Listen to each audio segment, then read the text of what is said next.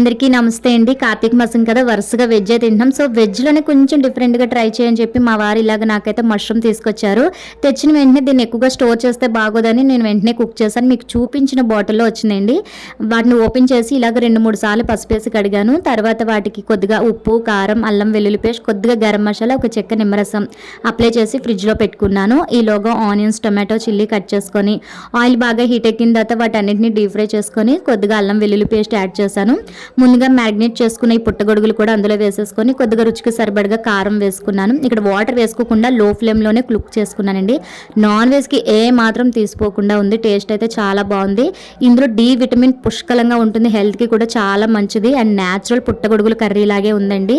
దీని కాంబినేషన్గా అయితే ఈరోజు ఇంట్లో నేను వెజ్ పులావ్ చేశాను. చాలా అంటే చాలా టేస్టీగా ఉంది. పిల్లలు తినరు అనుకున్నాను, వాళ్ళు కూడా చాలా ఇష్టంగా తిన్నారు.